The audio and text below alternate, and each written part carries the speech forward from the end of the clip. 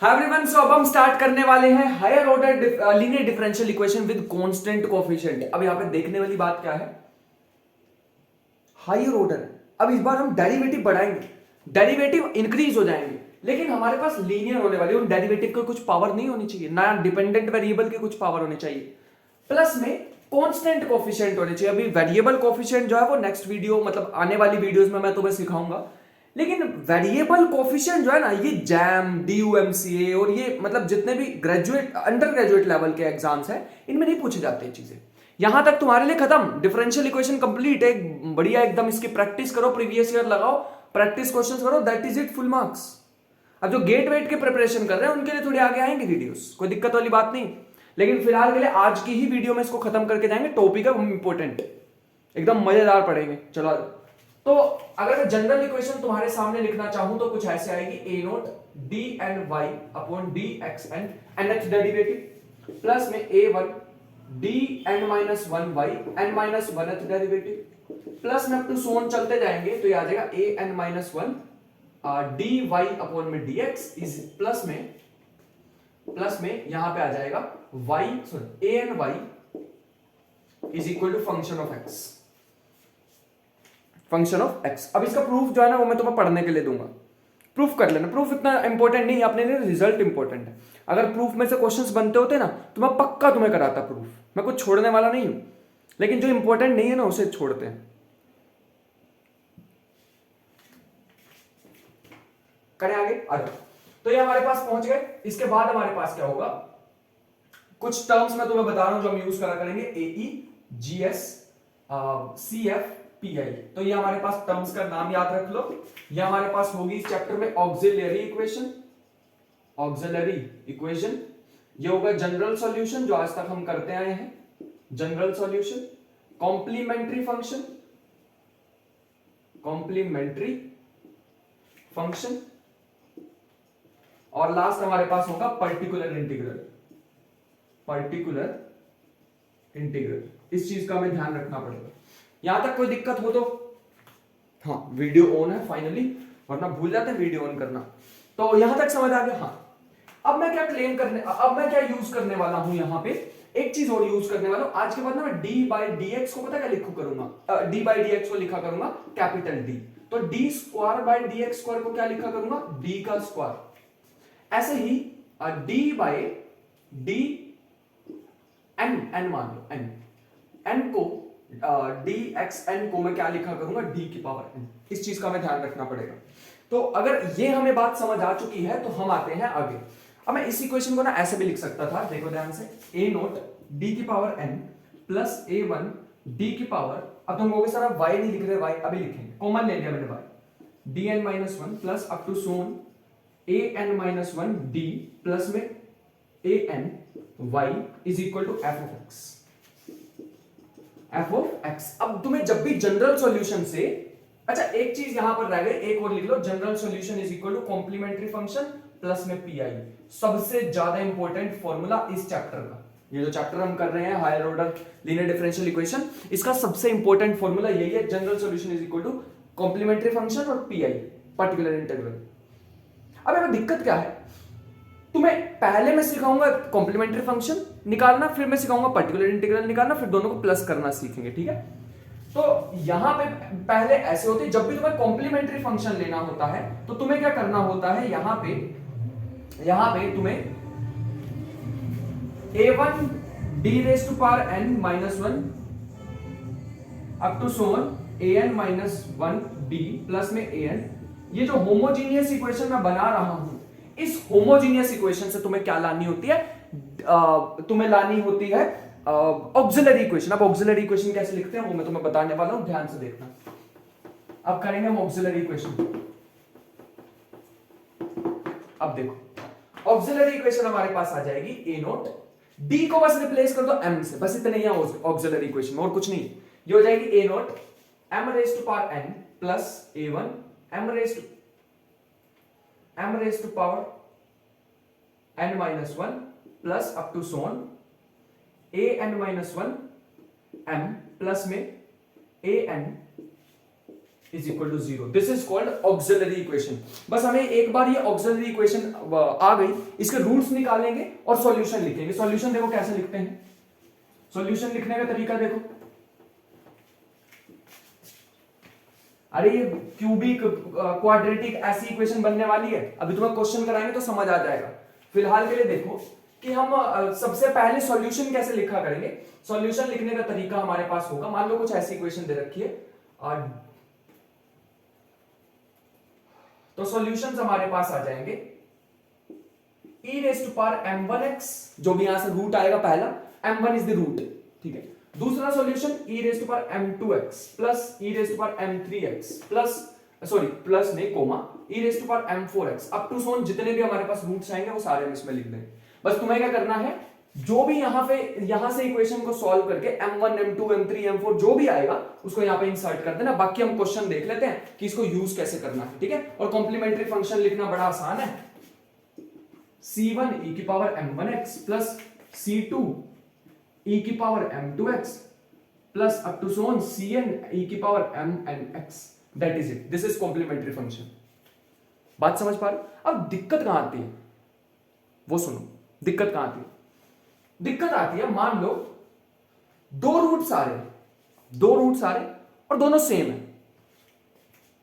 मान लो दो रूट्स आ रहे हैं और दोनों सेम है, real and distinct roots, real and distinct. अच्छा मैं कैटेगरी बना देता हूं, ऐसा मजा नहीं है ना। रूट्स लिख लो, रियल और इमेजिनरी दो हो सकते हैं। रियल, क्या कर रहे हैं आप, रूट्स लिखो, रूट्स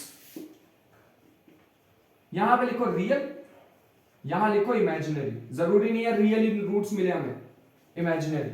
अब रियल में भी दो तरह के हो सकते हैं, डिस्टिंक्ट अलग अलग और सेम। इसमें भी हो सकते हैं डिस्टिंक्ट और क्या इसमें सेम हो सकते हैं हमारे पास? बिल्कुल हो सकते हैं, अभी दिखाएंगे कैसे सेम क्या होगा, सेम, ठीक है। अगर जब भी तुम्हारे पास डिस्टिंक्ट रूट्स आए तो तुम्हें सिंपली क्या करना है, कॉम्प्लीमेंट्री फंक्शन उठा के लिख देना। अभी तुम सोच रहे हो सर बिल्कुल समझ नहीं आ रहा है, क्या करा रहे हो, दिमाग में नहीं घुस रही, अभी पढ़ेगी, क्वेश्चन करेंगे ना, क्वेश्चन से पढ़ेगी दिमाग में। तो ये आ जाएगा c1 e raise to power m1x plus c2 e raise to power m2x up to so on, जितने भी रूट्स होंगे उसको ऐसे लिख देंगे, as simple as that. Same root में क्या करते हैं, कॉम्प्लीमेंट्री फंक्शन को लिख देंगे c1 plus c2x e raise to power m2 e raise to power mx, क्योंकि सेम रूट्स होंगे तो सेम तो एक ही बार लिख दिया। और ये ऐसे, ये लिखने की फॉर्म होती है। मान लो चार रूट आए तो चार रूट आए तो प्लस में और भी लिख देंगे हम, ऐसे लिख देंगे प्लस में c3 प्लस में c4, ऐसे रूट्स आए मान लो हमारे पास इक्वेशन के 1 1 2 2 ऐसा कुछ रूट आया तो हम क्या करेंगे, ऐसा है मान लो 1 1 2 -2, तो हम ऐसे लिखेंगे c1 plus c2x e raise to power x, m को 1 रख दिया, प्लस में c3 e raise to power 2x plus में c4 e raise to power -2x, that is the answer. ऐसे लिखा करेंगे, ठीक है। तो इसको लिख लेते हैं, लिख लो। फिर हमारे पास डिस्टिंक्ट रूट अगर आ जाए इमेजिनरी में तो इसको भी ध्यान से लिख लो। तो कॉम्प्लीमेंट्री फंक्शन हम लिखा करेंगे e रेज़ टू पावर, मान लो डिस्टिंक्ट रूट कुछ ऐसे दिखाई देते हैं, डिस्टिंक्ट रूट कुछ ऐसे दिखाई देते हैं, alpha plus minus iota beta, अरे ऐसे तो लिखते हैं। तो इसको लिखा करेंगे complementary function is equal to, क्या दिखाई दे रहा है, लेट मी सी, हाँ बिल्कुल दिखाई दे रहा है। तो ये लिखेंगे e raise to power alpha x bracket में c1 cos beta x plus c2 sin beta x, ऐसा लिखेंगे हम कॉम्प्लीमेंट्री फंक्शन डिस्टिंक्ट रूट के लिए। सेम के लिए कैसे लिखेंगे, अभी क्वेश्चन तो यही आता है, सेम के लिए कैसे लिखें। सो सेम के लिए भी हमारे पास सेम ही रूल रहेगा, देखो कैसे लिखेंगे, cf is equal to e raise to power alpha x c1 plus c2x, same root के लिए। हाँ अभी दिखाएंगे इसको यूज भी कैसे करना है, c1 plus c2 cos beta x plus c3 plus c4 sin beta x। Last लिख लो, एक और चीज है हमारे पास उसको भी लिखो, एक और चीज है अपने पास उसे भी लिखो, कि मान लो ये दोनों में से कुछ भी नहीं आया और इररेशनल यूनिट्स रूट्स आ गए, 4 इररेशनल रूट्स। इर्रेशनल तो कुछ ऐसे देखे होंगे तुमने, alpha plus minus root beta. अब इसमें इर्रेशनल में क्या फर्क है, आयोटा नहीं आता, ठीक है, इस चीज को हम ध्यान रखेंगे, इसमें आयोटा नहीं आने वाला। अच्छा तुम्हें एक चीज पढ़ी हुई है कभी कि जब भी ये जो इर्रेशनल है या फिर ये जो इमेजिनरी रूट्स हैं ये हमेशा पेयर में आते हैं, एक प्लस एक माइनस, ऐसा पढ़ा होगा कभी? नहीं पढ़ा तो इसे नोट में लिख लो अभी जो मैंने बोला, ठीक है। तो ये हमारे पास आ जाएगा, इसका कॉम्प्लीमेंट्री फंक्शन आ जाएगा e raise to power alpha x cos hyperbolic x plus cos hyperbolic beta x plus sine hyperbolic beta x। इन्हें लिख लो, यहां पे C1 डाल दो, यहां पे C2 डाल दो, दिस इज द फॉर्मूला। इन चीजों को ध्यान रखना पड़ेगा वरना इन चीजों के बिना दिक्कत हो जाएगी, ठीक है। तो लिख लो बस, बाकी तो क्वेश्चन ही है। पहले मैं कॉम्प्लीमेंट्री फंक्शन सिखाता हूं, फिर मैं तुम्हें सिखाऊंगा पर्टिकुलर इंटीग्रल कैसे निकालते हैं। लिख लो इसे। अच्छा यहां पर रूट आएगा, रुको, यहां रूट लिखो। अब ठीक है, चलो आगे। अब हम चलते हैं अपने क्वेश्चंस की तरफ। तो पहला क्वेश्चन देखो, अब समझ आनी स्टार्ट हो जाएगी चीजें। D square minus 7d plus 12, तो एग्जाम्पल में दे रखा d square minus 7d plus 12 y equal to 0। अब ध्यान से देखेंगे, अब क्वेश्चन है तो अब सीरियस हो जाते हैं पहले भी सीरियस ही हम कौन सा कूद रहे थे ना। चलो तो ये हमारे पास आ जाएगा सॉल्यूशन में D square minus 4d minus 3d plus में 12 इक्वल टू 0। सॉरी पहले इसको m में चेंज कर लो फिर करेंगे इस क्वेश्चन को। तो ये हमारे पास बन जाएगा, ऑक्सिलरी इक्वेशन अपने पास आ जाएगी m square minus 7m plus 12 equal to 0। तो यहां से बन जाएगा m square minus 4m minus 3m plus 12 equal to 0। m minus 4 3m minus 4 equal to 0। तो m माइनस 3 m माइनस 4। तो यहां से m की दो वैल्यू दिख रही है 3 और 4। तो ये तो यार रियल और डिस्टिंक्ट आ गए। रियल और डिस्टिंक्ट है तो कॉम्प्लीमेंट्री फंक्शन लिखना अपने लिए कोई बड़ी बात नहीं है। ये लिखते थे हम c1 e की पावर m1x c2 e की power m2x, that is it. Answer आ गया। अब तुम्हें कोई सॉल्यूशन पूछे तो सॉल्यूशन लिखना ऐसे लिखते हैं सॉल्यूशन, ठीक है। सॉल्यूशन लिखने का तरीका e raise to power 3x e raise to power 4x। और अगर तुम देखोगे दोनों अनबाउंडेड है। क्या बाउंडेड अनबाउंडेड पता है? कोई दिक्कत नहीं है, नहीं भी पता तो कोई ऐसे शर्माने की बात नहीं है, आगे जाके सीख लेंगे, ठीक है। जब हम रियल एनालिसिस वगैरह करेंगे तो मत्थे इस पे मारना, कोई समझना ही यही है, तो तब सीख लेंगे इसको। अगला क्वेश्चन लिखते हैं फिलहाल के लिए। तो these are the fundamental set of solution. Fundamental set of solution लिख लीजिए। अगला क्वेश्चन है अपने पास d cube plus 6x square, 6x नहीं, अगला एग्जांपल है d cube plus 6d square plus 11d plus 6 y equal to 0। अभी तुम देखोगे मैं होमोजीनियस इक्वेशन ले रहा हूं, अभी उधर की साइड पे कुछ नहीं है। अगर ये नॉन होमोजीनियस मतलब राइट हैंड साइड पे कोई फंक्शन ऑफ x आ गया तो हमें पर्टिकुलर इंटीग्रल भी निकालना पड़ेगा। अभी नहीं, पर्टिकुलर इंटीग्रल के बारे में परेशान हो रहे हम, ठीक है। तो ये हमारे पास आ जाएगा सॉल्यूशन। इसके रूट्स निकाल सकते हो, पहले मैं ऑक्सिलरी इक्वेशन बना लेता हूं। तो ऑक्सिलरी इक्वेशन हमारे पास आ जाएगी m cube plus 6m square plus 11m plus d equal to 0। तो यहां से अगर तुम m के रूट निकालोगे तो हमारे पास सारे m के रूट आने वाले हैं। तो m के रूट हमारे पास आ जाएंगे, लेट मी चेक। -1 से तो बात बन जाएगी हमारी, है ना।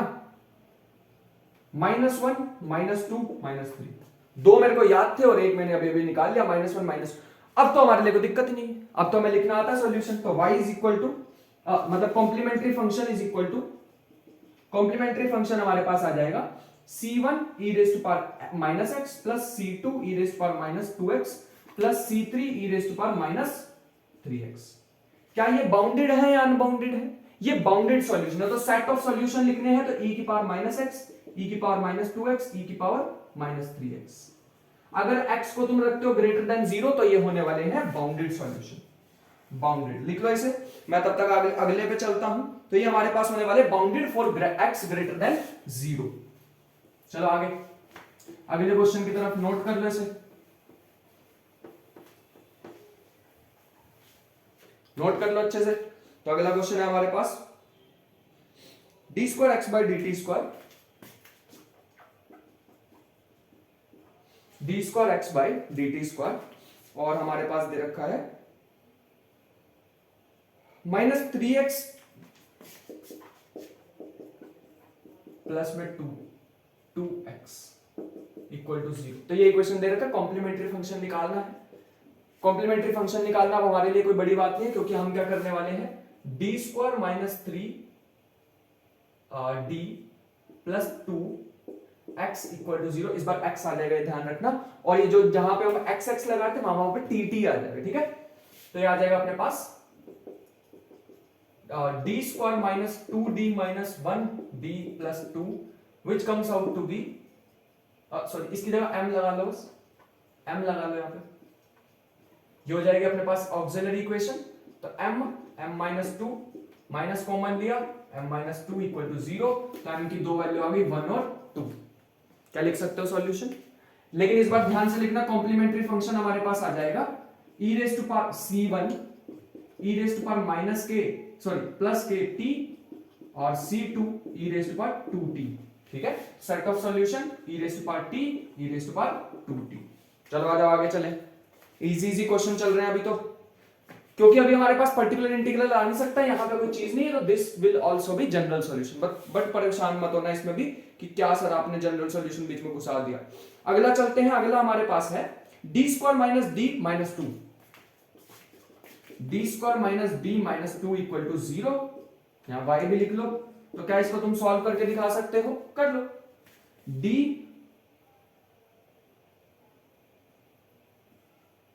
इसके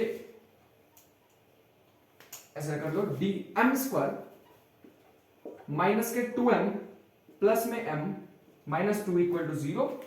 तो आ जाएगा m minus 2 plus 1 m minus 2। तो यहां से रूट दिख रहे हैं -1 प्लस 2, और बिल्कुल सेम ऐसे लिख देंगे हम, complementary function is equal to c1 e की power -x plus c2 e की पावर 2x। ये तो बहुत बहुत बहुत इजी है, इसमें मैं क्या बताऊं तुम्हें। लेकिन यहां पे क्वेश्चन पता है क्या पूछा मैंने, what is the basis and dimension. अब तुम्हें शायद, क्योंकि हमने लीनियर अलजेब्रा नहीं करा हुआ, तो लीनियर अलजेब्रा में हम पढ़ते हैं बेसिस और डायमेंशन क्या होते हैं, बेसिस और डायमेंशन क्या होते हैं, वहां पढ़ते हैं। तो फिलहाल के लिए मैं तुम्हें बता देता हूं, यहां पे सॉल्यूशन कितने आ रहे हैं, सॉल्यूशन सेट में कितने बेसिस वेक्टर, मतलब कितनी चीजें आ रही हैं, e raise to power -x e raise to power 2x। तो 2 आ रहे हैं, तो हम कहेंगे इसकी कितनी बेसिस है, ये इसकी बेसिस है, दिस इज बेसिस। और इसमें डायमेंशन कितना होगा, कितने एलिमेंट है इसके बीच में, 2। अब ये तुम कह रहे होगे सर आपने बीच में रैंडमली कुछ करा दिया है तो समझ नहीं आया, बिल्कुल भी कोई दिक्कत नहीं, स्टार लगा लो इस पे। मोस्ट प्रोबेबली अगला टॉपिक जो हमारा आने वाला है लीनियर अलजेब्रा आने वाला है, और लीनियर अलजेब्रा सबसे इजी टॉपिक और सबसे ज्यादा स्कोरिंग टॉपिक है, इसलिए परेशानी नहीं है ना, उसमें सीख लेंगे, ठीक है। आगे चलो, अब चलते हैं अपना पर्टिकुलर इंटीग्रल की तरफ।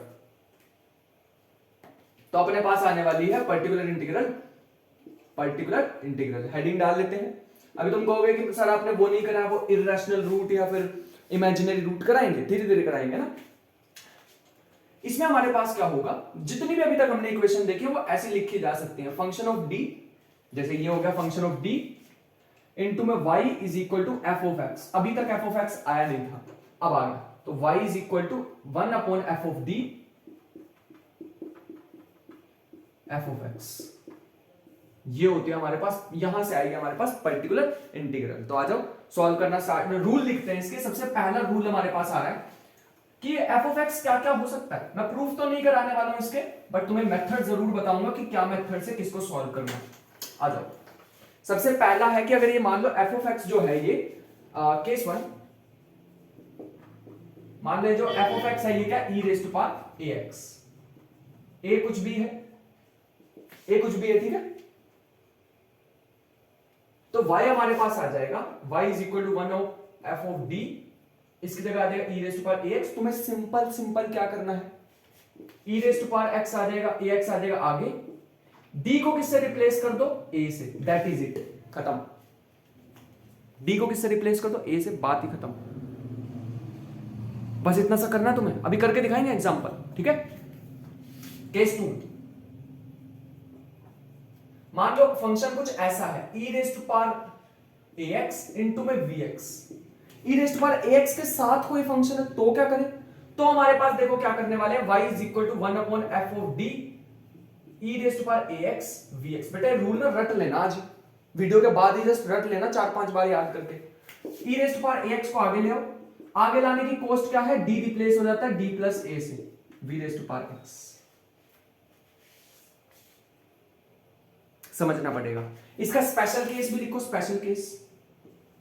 तुमने ये तो सोचा ही नहीं, तुमने ये तो सोचा नहीं e की जगह d की जगह a डाल दो और नीचे 0 बन गया तो इन्फिनिटी बन जाएगा, तो क्या करें, तो हमारे पास ये वाला मेथड यूज करेंगे। क्या मैं इसको ऐसे लिख सकता हूं, इसी मेथड को मान लो if f of a is equal to 0, if f of a is equal to 0, तो हम क्या करेंगे, तो ऐसा करेंगे y is equal to e raise to power 1 by f of d e raise to power ax ऐसे होता है, इनटू में 1 कर दो। तो हम क्या करेंगे, इसको आगे ले आओ तो ये हो जाएगा e raise to power ax 1 upon f of d, sorry f of d plus a, f of d plus a into में 1। अब तुम कहोगे सर ये 1 का कैसे करें सॉल्व, 1 को कैसे करें, तो 1 को सिंपल लिख दो e raise to power 0x, e raise to power 0x वैसे लिख दो।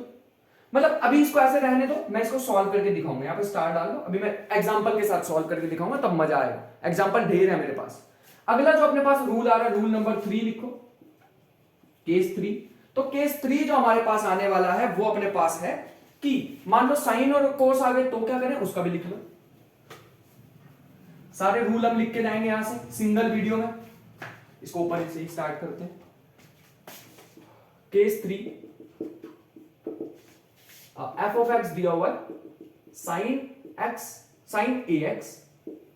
और cos ax, तो हमारे पास सिंपली क्या करेंगे, y is equal to 1 upon f of d f of x, यही होता है। तो सिंपली क्या कर दो, 1 अपॉन, सिंपल क्या करो, replace d square is equal to minus a square, that is it, इतना कर दो बस। अब ये समझ नहीं आ रहे होंगे मुझे पता है, क्योंकि मैंने किया था, मेरे को कौन सा आए थे, एग्जांपल से समझेंगे, मजा आएगा देखना फिर। और तुम कहोगे इससे इजी कोई टॉपिक ही नहीं, इससे इजी तो कोई है ही नहीं कुछ, यहां तक समझ आएगा। Case number 4, case number 4, case number 4 लिखो। केस नंबर 4 अपने पास है, मान लो अब कोई रैंडम ही फंक्शन आ गया तो क्या करोगे। अब मान लो ऐसा कुछ आ गया तुम्हारे पास कि 1 upon d minus alpha, 1 upon d minus alpha f of x। अब f ऑफ x कुछ भी हो जाए, सीकेंट, टैन, लॉग, ये वो जो भी हो जाए, तो तब हमें क्या करना होगा, simply e raise to power alpha x करके दिखाएंगे, कोई दिक्कत नहीं, रूल लिख लो ना, नोट्स बना लो पहले। तो यहां पे सिंपली क्या होगा, e raise to power alpha x e raise to power minus alpha x f of x into dx, that is it. यहां से सॉल्यूशन मिल जाएगा हमें। अगला लिखो, अगला हमारे पास है केस नंबर 5, हमारे पास है, मान लो ये आ गया कुछ ऐसे, 1 अपॉन में f of d x raise to power n। अब बताओ ना क्या करोगे, अब क्या करें, तो अभी भी हमारे पास सॉल्यूशन आ सकता है, expand f of d by binomial expansion, expand f of d by binomial expansion,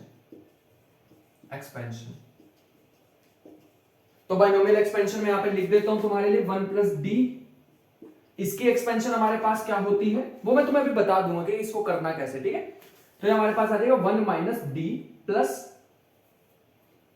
D square minus up to so, ठीक है, ये हमारे पास आ जाएगी।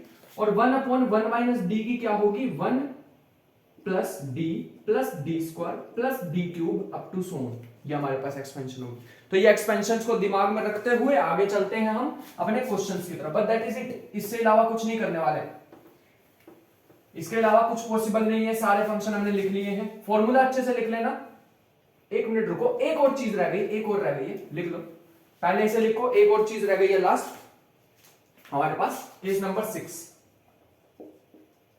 6, तो हमारे पास आएगी 1 upon f of d x dx, ऐसा कुछ आ गया मान लो। तो हम क्या करने वाले हैं, इसका फॉर्मूला लिख लो 1/f ऑफ डी vx, फिर plus d/f of D d/d 1/f d v of x। ध्यान से ब्रैकेट्स लगा लेना, दिक्कत ना आ जाए। तो ये हमारे पास कुछ ऐसे बनने वाला है, ठीक है। आई होप कि समझ आ गया। तो एक क्वेश्चन करते हैं, मेरे को ज्यादा तो नहीं डरा दिया तुम्हें मैंने। D square plus D plus one, D square plus D plus one Y E raise to power 2x, यही दे रखा, माइनस x ये दे रखा। ज्यादा तो नहीं डर गए इतने सारे फॉर्मूलाज देख के? कुछ नहीं है, ये ऐसे ही है, हो जाएंगे सारे हमसे। तो आ जाओ करें।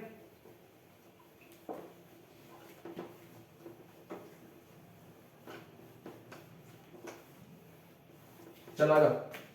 तो हमारे पास क्या है, पहला क्वेश्चन मेरे का इजी क्वेश्चन है। इस बार हमें जनरल सॉल्यूशन निकालना, मतलब कॉम्प्लीमेंट्री फंक्शन और पर्टिकुलर इंटीग्रल दोनों निकालने हैं। तो पहले हमारा काम होगा, ऑक्सिलरी इक्वेशन लिखी, m square plus m plus 1 is equal to 0। m की वैल्यू निकालनी है माइनस के b plus minus b square minus 4ac, तो 1 माइनस 4 अपॉन में 2। लेट मी सी, माइनस के 1, हाँ ठीक है। तो m की दो वैल्यू आ रही -1 प्लस माइनस √3 आयोटा अपॉन में 2, ठीक है। तो मैं इसको ऐसे भी लिख सकता हूं, माइनस के 1/2 प्लस माइनस √3/2 आयोटा। ये हमारे पास हो गया अल्फा, ये हो गया बीटा। हमें रूट लिखने आते हैं इमेजिनरी और डिस्टिंक्ट, तो हमारे पास कुछ ऐसे आते हैं। इमेजिनरी और डिस्टिंक्ट में हमारे पास आ जाएगा कॉम्प्लीमेंट्री फंक्शन आ जाएगा e raise to power -1/2x, यही था ना, e raise to power alpha x, bracket में c1 cos बीटा x, ये तो था, चेक कर लो वैसे, प्लस में c2 sin √3/2x, and that is the complementary function. बस अब पर्टिकुलर इंटीग्रल निकालना, जो कि निकालना और ज्यादा इजी है। पर्टिकुलर इंटीग्रल आ जाएगा 1/f ऑफ d, मतलब f ऑफ d की जगह क्या आ जाएगा, ये पूरा तामझाम d square plus d plus 1, और यहां आ जाएगा e raise to power -x। मैंने बताया था यहां पे ये जो होता है ना, इसे कहते हैं a। d को a से रिप्लेस कर दो तो आ जाएगा 1/-1 का square plus 1 plus 1 e raise to power minus, ये जो भी है ये आगे आ जाएगा, ठीक है। जो कि हमारे पास बनने वाला e raise to power -x upon में आ जाएगा 3। अरे मिल गया सॉल्यूशन। जनरल सॉल्यूशन क्या होता है, cf प्लस pi, जो कि बन जाएगा cf अपने पास है e raise to power -x/2 c1 cos √3/2x plus c2 sin √3/2x plus 1/3 e raise to power -x, and that is the answer. That is the answer. तो इसे check कर लो, ये हमारे पास फाइनल आंसर आ चुका है।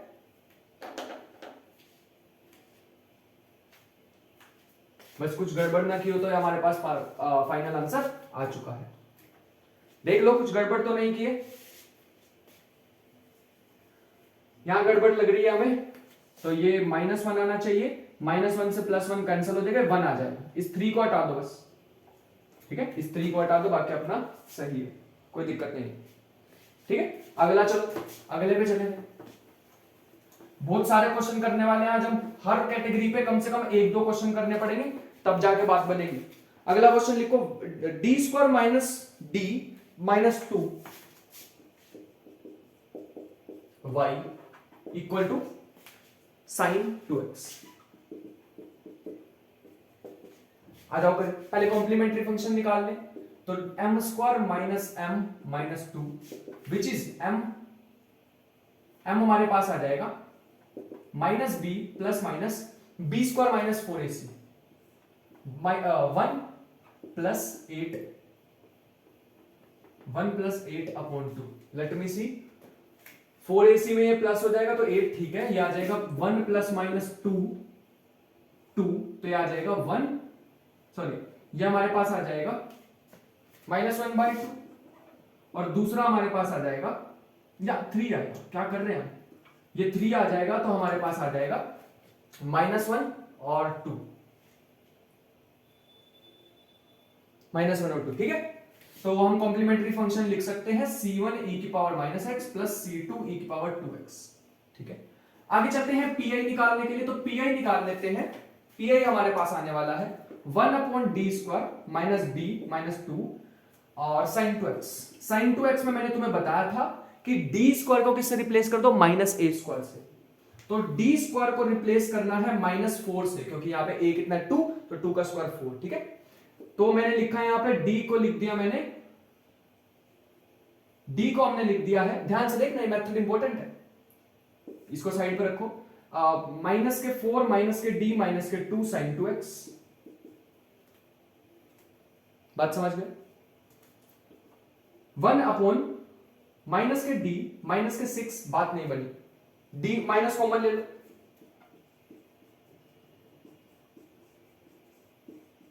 माइनस कॉमन ले लो, लेकिन बात नहीं बनी तो क्या करें? तो फिर हम क्या करने वाले हैं, यहां पे इसको करने वाले हैं रैशनलाइज, ताकि दोबारा d² बना सके। ठीक है, तो ये हो जाएगा अपने पास, रैशनलाइज करने पे ये हमारे पास आ जाएगा माइनस d प्लस, तो d माइनस 6 d माइनस 6 और साइन 2x, जो कि बन जाएगा minus d minus 6 upon d² minus 36 sine 2x। दोबारा से d² को किससे रिप्लेस कर दो, -4 से, तो ये बन जाएगा माइनस के d माइनस 6 अपॉन में 40, प्लस हो जाएगा, नहीं यहां भी माइनस 40 आएगा और ये माइनस है तो उसको प्लस कर देगा, साइन 2x। अभी भी ध्यान से देखते जाओ, 1/40 बाहर आ जाएगा, d माइनस 6 साइन 2x।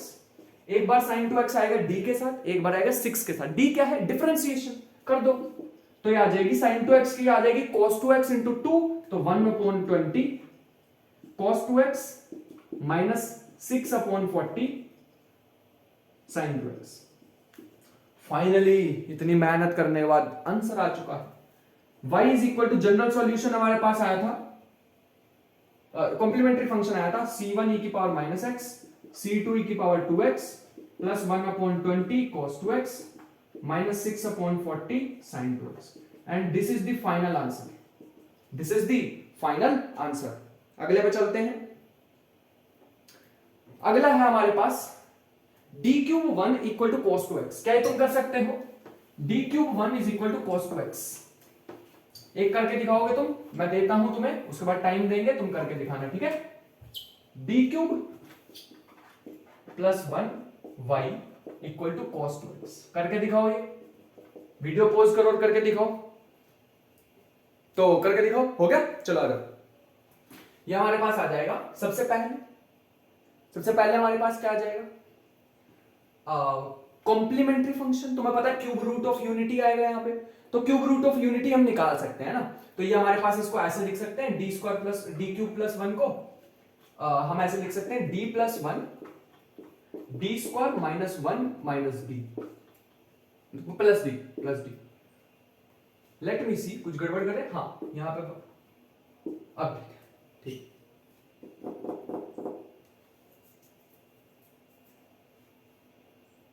ये आ जाएगा हमारे पास, तो इसको मैं ऐसे लिख सकता हूं, auxiliary equation m³ plus 1 equal to 0 which is m plus 1, और हो जाएगा हमारे पास m² minus m plus 1 equal to 0। तो यहां से हम निकाल सकते हैं, m की वैल्यू हमारे पास आ जाएगी -1, और यहां से हमारे पास आ जाएगी माइनस के b plus minus b² minus 4ac, तो हमारे पास आ जाएगा √3 आयोटा अपॉन में 2। तो तुम लिख सकते हो इजीली, है ना। कॉम्प्लीमेंट्री फंक्शन आ जाएगा c1 e की power minus X plus c2 e raise to power x by 2, c1 नहीं, c2 cos √3 by 2 x plus c3 sin √3 by 2 x। अभी तो पीआई निकालना है, पीआई निकालना आसान है इस बार, d³ प्लस 1 cos 2x, तो ये हमारे पास आ जाएगा,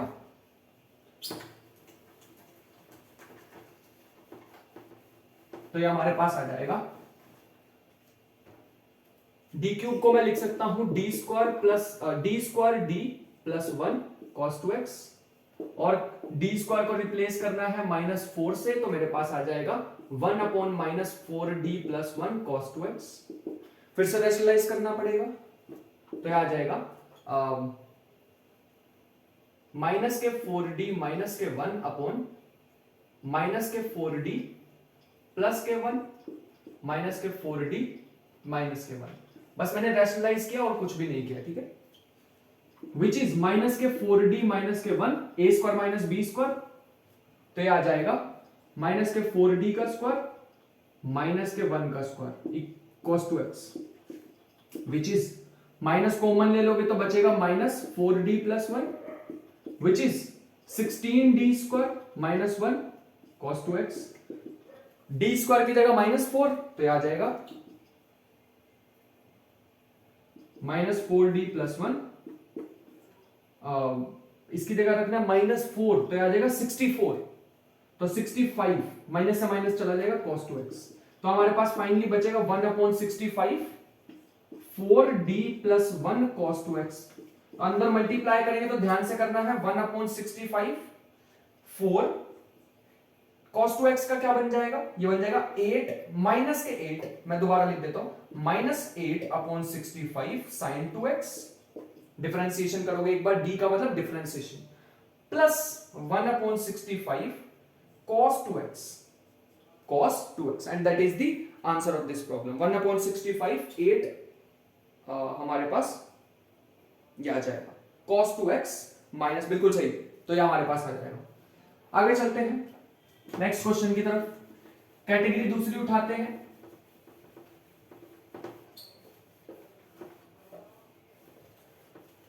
दूसरी कैटेगरी का क्वेश्चन उठाते हैं, d square -4 = sin square x।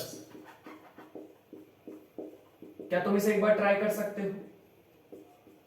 एक बार ट्राई करना चाहोगे? वीडियो पॉज करो।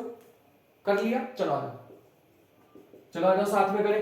ये हमारे पास आ जाएगा, सिर्फ पी निकाल लेते हैं। कॉम्प्लीमेंट्री फंक्शन तुम्हें आ गया होगा, है ना। इसके रूट आएंगे +-2, +-2 से आ जाएगा y = c1 e⁻²x c2 e⁻²x, that is it. Pi में इंटरेस्टेड है, d स्क्वायर -4 और sin स्क्वायर x क्या आ जाएगा। अब तुम कहोगे सर इसका तो हमने कोई फॉर्मूला ही नहीं किया। बिल्कुल नहीं किया, सही बोल रहे हो, एकदम सही है। लेकिन हम इसको चेंज तो कर सकते हैं, 1 - cos 2x upon 2, 1 - cos 2x upon 2। लो हमने इसे चेंज कर दिया, तो ये आ जाएगा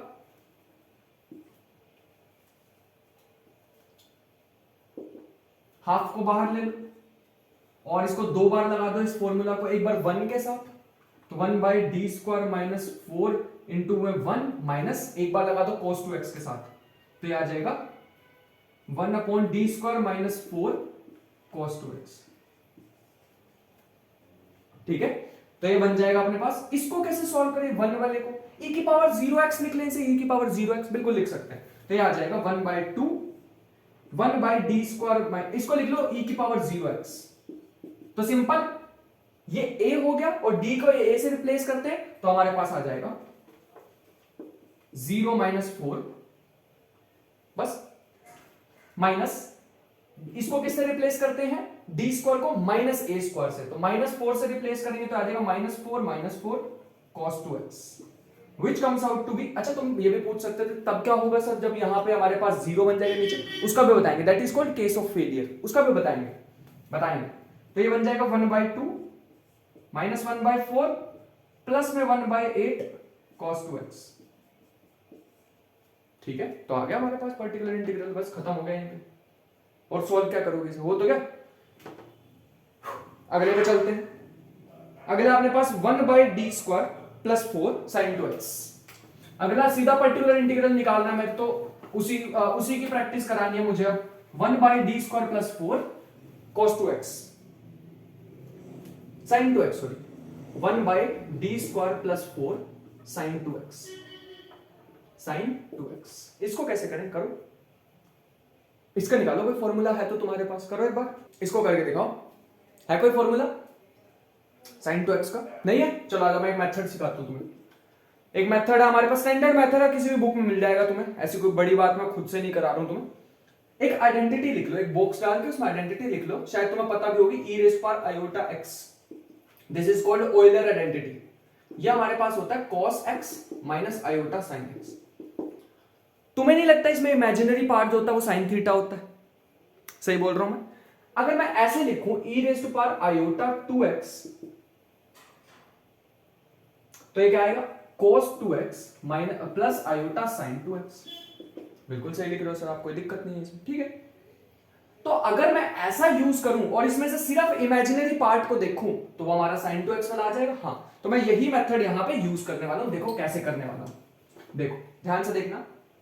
पर्टिकुलर इंटीग्रल को सॉल्व करूंगा, सॉल्यूशन, न्यू मेथड, अभी तक नहीं सिखाया मैंने तुम्हें ये, ठीक है। तो ये आ जाएगा इमेजिनरी पार्ट ऑफ ये जो अब लिखने वाला 1/d² plus 4 E raise to power iota 2x, या 2 आयोटा x भी लिख लो, बात एक ही है, यहां तक कोई दिक्कत। अब क्या करते थे नेक्स्ट स्टेप ये होता था कि सिंपल तुम इसको रिप्लेस करते थे, ये जो हमारे पास होता था d, इसको किससे रिप्लेस करते थे, 2 से, है ना। सिंपल d को किससे रिप्लेस कर देते थे, 2 से। तो ये आ जाएगा 1/2 का स्क्वायर 4, सॉरी 2 से नहीं, ये जो भी x के साथ होता है इससे रिप्लेस करते थे। तो ये आ जाएगा -2 iota square plus 4 E raise to power iota 2x, which comes out to be 1/0, क्योंकि आयोटा का स्क्वायर होता -1, 2 का स्क्वायर होता 4, -4 + 4 0, खत्म। फंस गए, क्या करें? कोई प्लान हो तो बताओ, कोई तुम्हारे पास प्लान हो तो बताओ, वरना हम कुछ अपना ही दिमाग लगाएं।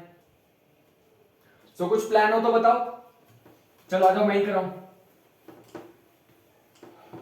अब नीचे 0 बन गई, तो मैंने तुम्हें अभी याद करो एक स्पेशल केस लिखवाया था, अभी एक स्पेशल केस लिखवाया था, वही स्पेशल केस हमारा यहां पे यूज आने वाला है। देखो इसको मैं ऐसे भी लिख सकता हूं,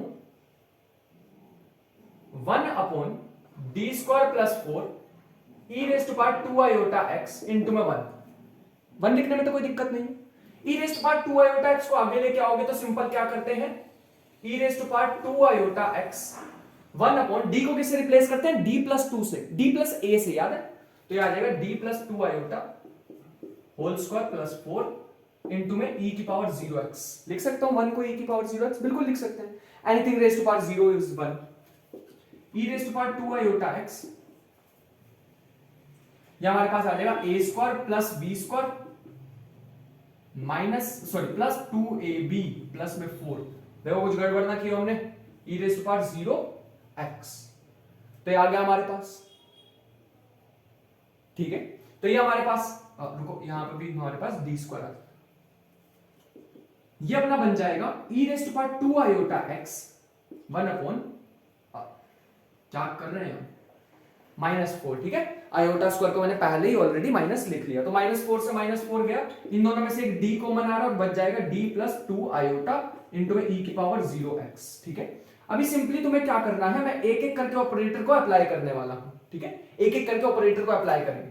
तो पहला 1/d को अलग कर दिया और 1/d प्लस 2 आयोटा को e raise to power 0x में ऑपरेट कराएंगे। ध्यान से देखना, बड़ा अच्छा मेथड है। e raise to power 2 iota x 1/d, इसमें इसको अप्लाई करेंगे तो सिंपल क्या होता है, e raise to power 0x upon 0 plus 2 iota. अरे यही तो होता था, यही तो होता था। तो हमारे पास आ जाएगा, क्या ये समझ आया ना, d को रिप्लेस कर देते थे a से, वही किया मैंने। e raise to power 2 iota x 1/d, इसको मैं दोबारा लिख लेता हूं 1, क्योंकि था ही एक्चुअल में 1 अपॉन में 2 आयोटा, वो बाहर निकाल दे, कांस्टेंट है। ये तो था ही आयोटा, तो मैंने इसको आयोटा ही लिख लिया। सॉरी, ये तो था ही 1, तो मैंने इसको 1 लिख लिया, कोई दिक्कत वाली बात ही नहीं। आगे देखो, आगे देखो। अच्छा, d अगर डिफरेंशिएशन को रिप्रेजेंट कर रहा है तो 1/d क्या होगा, दिस इज सरप्राइजिंगली इंटीग्रेशन। अगर d हमारे पास डिफरेंशिएशन है तो उसको उल्टा क्या होगा, इंटीग्रेशन। तो सिंपली इंटीग्रेशन ऑफ 1 क्या होता है, 1/d का मतलब इंटीग्रेशन, यहां लिख लो साइड पर कहीं। तो 1 का इंटीग्रेशन क्या होता है, x। तो हमारे पास बन जाएगा 1/2 iota e raise to power 2 iota x into में x। समझ पाए? तो फाइनली हमारे पास जो बन जाएगा 1/2 iota E raise to power X upon 2 iota E raise to power 2 iota X को ओपन कर लो cos 2x plus iota sin 2x। ठीक है, हमें इमेजिनरी पार्ट लेना, ये याद रखना, इमेजिनरी पार्ट लेना। अच्छा एक चीज तुम्हें पता है 1 iota is equal to -1 minus iota, ये बात पता थी? नहीं पता थी? बताओ आ जाओ, बहुत इंटरेस्टिंग है, कुछ नहीं है इसमें, मैंने रैशनलाइज कर दिया बस, और कुछ नहीं था। 1 आयोटा दिस, ये हो जाएगा आयोटा अपॉन में आयोटा का स्क्वायर, और आयोटा का स्क्वायर होता है -1, तो माइनस आयोटा के इक्वल हो जाएगा। ये चीज को कहीं साइड पे लिख लो। तो मैं इसे ऐसे भी लिख सकता हूं -x आयोटा अपॉन में 2, ठीक है, cos 2x plus iota sin 2x। अब तुम कहोगे सर ये तो बहुत बड़ा मेथड है, मैं कैसे करूंगा एग्जाम में? हो जाएगा, बहुत कम चांसेस होते हैं ऐसे क्वेश्चन आने के, बट अगर आ जाए तो फंस जाएंगे ना, इसलिए पहले सीख लेते हैं। तो ये हमारे पास आ जाएगा, अंदर लेके जाओगे तो माइनस के x/2 cos 2x, आयोटा पे लगा लेना यहाँ पे कहीं पे, प्लस इसको अंदर लेके जाओ, इससे तो कोई लेना देना नहीं है, आयोटा से आयोटा खत्म हो जाएगा -1, और हमें कौन सी चाहिए थी? हमें तो इमेजिनरी वाला पार्ट चाहिए था, यही तो है इमेजिनरी वाला पार्ट। इमेजिनरी वाले पार्ट में से आयोटा हटा दो, इमेजिनरी वाला पार्ट मतलब इमेजिनरी वाले पार्ट का कोफिशिएंट, वो यही तो आ रहा है, तो आ गया, बस खत्म अपना question. So this is P I. तो फाइनली हमारे पास पी आई आ जाएगा, ये लिख लो, अच्छे से ध्यान से लिख लो इसे। तो मैं तुम्हारे लिए एक काम करके लाया हूं, ये हमारे पास आ जाएगा इमेजिनरी पार्ट, ऐसे लिख लो इमेजिनरी पार्ट, और रियल पार्ट इसका क्या आएगा,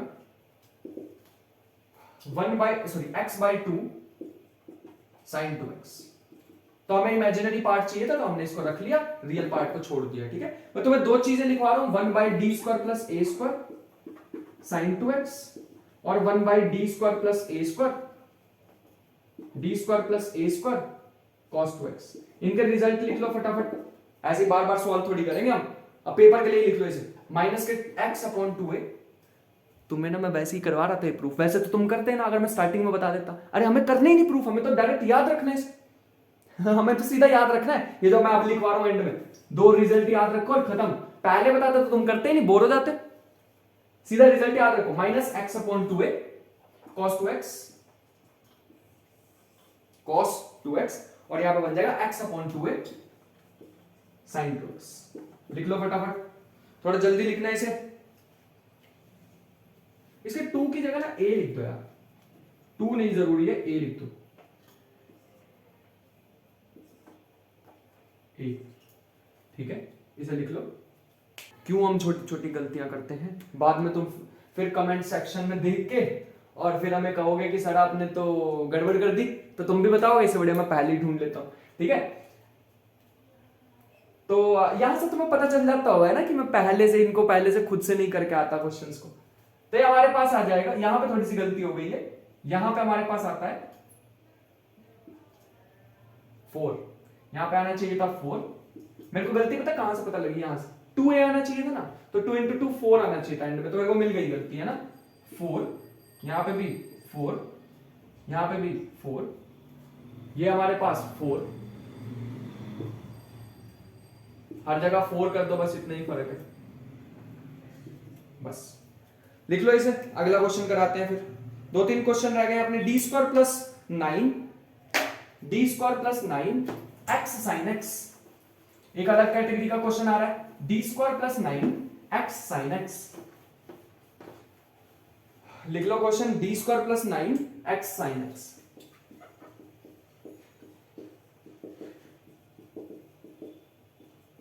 यह हमारे पास है, ठीक है। तो अगर मैं इसमें तुम्हें कहूं कि कॉम्प्लीमेंट्री फंक्शन बताओ, तो मैं तो डायरेक्ट लिख सकता हूं c1, यहां पे आएगा प्लस माइनस, यहां पे आ जाएगा d की वैल्यू आ जाएगी प्लस माइनस √3 आयोटा, है ना, तो सॉरी 3 आयोटा, √3 नहीं 3 आयोटा। तो मैं कॉम्प्लीमेंट्री फंक्शन लिख सकता हूं। इस बार वो अल्फा वाली टर्म तो आई नहीं, अल्फा वाली नहीं आई तो कोई दिक्कत नहीं, हम ऐसे लिख देंगे cos 3x, c1 cos 3x plus c2 sin 3x। सिर्फ इस बार बीटा ही था, अल्फा था ही नहीं, ठीक है। तो वैसे हमने ये पूछा नहीं था तुमसे, हम पूछ रहे हैं पीआई निकालो, पीआई मेन तो हमें ये निकालना ना, D square plus 9 x sine x. इसके लिए कोई फॉर्मूला तुम्हें कराया था मैंने? बिल्कुल कराया था। देखो अभी जब लास्ट फॉर्मूला देखो, जो भी मैंने इतने सारे फॉर्मूला कराए ना, उसमें लास्ट वाला देखना तो ऐसा ही कुछ होगा, x इंटू में function of x, x into में फंक्शन ऑफ x। देखो दिखेगा, दिखा? चलो आगे। तो ये हम कर सकते हैं, पीआई में हमारे पास आ जाएगा पहले x ऐसे ही 1 अपॉन ये जो सारा का सारा किस पे अप्लाई होगा, साइन x पे, प्लस इसकी डिफरेंशिएशन करनी है with respect to d, differentiation of 1 upon D square plus 9, जो भी आएगी उसको अप्लाई करना है। अच्छा x यहां पे प्लस में x, उसको अप्लाई करना है साइन x पे, इसे लिख लो, सॉरी यहां पे बस इसको अप्लाई करना है इस पे, ठीक है। उसके बाद x डी स्क्वायर को रिप्लेस कर दो -1 से, क्योंकि यहां 1 है ना, डी स्क्वायर को माइनस ए स्क्वायर से रिप्लेस करते हैं तो ये आ जाएगा 1 अपॉन में -1 प्लस 9 साइन एक्स, प्लस इसकी डिफरेंशिएशन आ जाएगी माइनस में 2d अपॉन में D square plus 9 whole square sine X.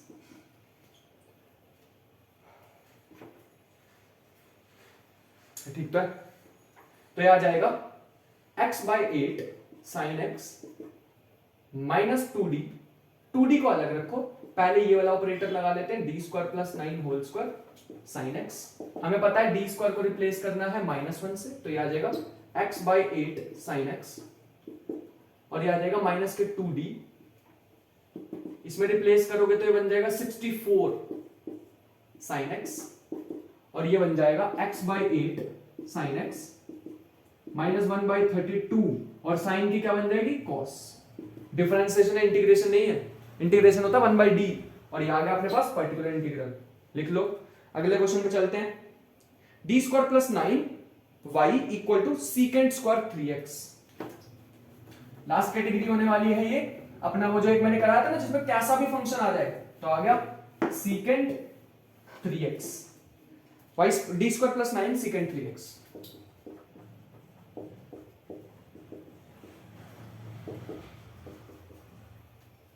ठीक है, तो ये हमारे पास आ जाएगा कॉम्प्लीमेंट्री फंक्शन। फिर से अभी निकलवाया था वही प्लस माइनस 3 आयोटा, वहीं से ही निकाल लेना, पर्टिकुलर इंटीग्रल निकालते हैं। तो 1 बाई डी स्क्वायर प्लस 9, और ये अपने पे आ जाएगा सीकेंट 3x। कैसे करें? लेकिन मैंने तो तुम्हें कहा था फॉर्मूला जो था वो ऐसे था, d minus alpha v of x तब होता था यूज, या f ऑफ x लिख लो, तब होता था वो तो फॉर्मूला यूज जब ये लीनियर फंक्शन होता था, लीनियर फंक्शन। अगर लीनियर नहीं है तो मैं ये यूज नहीं कर पाऊंगा, तब तो इसलिए मेरे को लीनियर करना पड़ेगा पहले फंक्शन। तो लीनियर तो हो गया, तो अब यहां पे लिखेंगे लीनियर मतलब कर सकते हैं हम, तो मैं इसको अभी के लिए रब कर रहा हूं, लीनियर कर सकते हैं। मैं इसको लिख सकता हूं 1 by D plus 3 iota d minus 3 iota secant 3x। देखो सही लिखा हमने, हाँ, a square minus B square करेंगे ना तो डी स्क्वायर प्लस 9 आ जाएगा। अभी भी लीनियर नहीं है, क्या करें, पार्शियल फ्रैक्शन, तो हमें निकालना आता है पार्शियल फ्रैक्शन से d plus 3 iota d minus 3 iota a upon d plus 3 iota b upon d minus 3 iota. ठीक है, तो यहां से हमें क्या करना होता है, 1 is equal to d minus 3 iota a, जिसको पार्शियल फ्रैक्शन नहीं आती उसको एक बार सिखा देते हैं, d minus 3 iota a plus D plus 3 iota b. समझ पा रहे हो? थके तो नहीं? चलो जाओ, ये हो जाएगा a plus B is equal to 0, और कांस्टेंट वाली टर्म कंपेयर कर लो, -3a plus 3b 3 iota b equal to 1।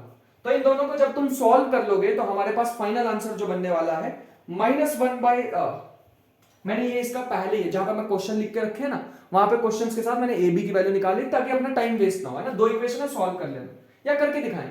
ये लो कर लो, a equal to minus B यहां डाल दो, तो माइनस के 3 आयोटा प्लस प्लस के 3 आयोटा बी प्लस में 3 आयोटा बी इक्वल टू 1, तो b आ गया 1/6 आयोटा, तो a आ जाएगा माइनस के 1/6 आयोटा।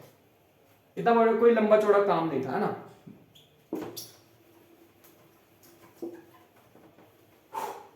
आ जाओ, तो ये अपने पास बन जाएगा, इसको मैं लिख सकता हूं फर्दर, इसको मैं लिख सकता हूं 1/6 आयोटा d प्लस 3 आयोटा, सुनो ये माइनस में आएगा, प्लस में 3 आयोटा और प्लस में 1/6 iota 1/d minus 3 iota into में सीकेंट 3x, ठीक है। अरे यही तो था। उसके बाद अब हमें क्या करना होता है, अब हमें करनी पड़ेगी इंटीग्रेशन, अब हमें करनी पड़ेगी integration. -1/6 iota 1/d plus 3 iota secant 3x plus 1/6 iota 1/d minus 3 iota secant 3x। अभी ना बड़े ध्यान से देखना, हाँ। सो ये हमारे पास फाइनल आंसर आ चुका है, जो कि मेरे ख्याल से तो नहीं और सोल्व होने वाला, क्योंकि 3 आयोटा मतलब positive 3 iota x minus 3 iota x, तो मेरे ख्याल से ये नहीं होने वाला कुछ भी इसका। That is it. तो हमने कर लिया, कांस्टेंट कोफिशिएंट के जितने पॉसिबल क्वेश्चन थे, जितने भी पॉसिबल क्वेश्चन थे सारे करा दिए। अब बस तुम्हारा काम है कि प्रीवियस ईयर उठाओ, उसमें से देखो डिफरेंशियल इक्वेशन में से यहां से कौन सा क्वेश्चन आ रखा है और करना स्टार्ट करो। बाकी मैंने तुम्हें नोट्स और मटेरियल पहले ही दे चुका हूं। अभी एक और वीडियो इसकी रहती है जिसमें वेरिएबल कोफिशिएंट्स आएंगे। वेरिएबल कोफिशिएंट करने के बाद that is it, differential equation complete. ये जितने अंडर ग्रेजुएट वाले बच्चे हैं खुशी मनाओ, डिफरेंशियल इक्वेशन कंप्लीट हो गई। बात समझ पा रहे हो। ये गेट वगैरह वाले बच्चों के लिए भी और काम आएगा, वेरिएशन ऑफ पैरामीटर वगैरह वगैरह, नॉर्मल फॉर्म, यूनिकनेस थ्योरम, ये सारी चीजें भी आने वाली, रॉन्स्कियन, ये सारी धीरे धीरे आएंगी। बट तुम्हारे लिए हम एक न्यू टॉपिक पैरेलली स्टार्ट करने वाले हैं, तो कोई दिक्कत वाली बात नहीं है। अपना मजे से चिल यहाँ पे क्वेश्चन करो प्रीवियस ईयर, और that is it. I hope कि आज का लेक्चर भी समझ आया होगा, थोड़ा बड़ा हो चुका है शायद, बट मेरे ख्याल से मैंने टाइम को नहीं देखा सच में, तो मुझे नहीं पता कितना बड़ा लेक्चर हो चुका, अभी देख लेंगे। तो आई होप कि लेक्चर तुम्हें समझ आया होगा। मिलते हैं नेक्स्ट वीडियो में, तब तक के लिए ख्याल रखें, बाय बाय।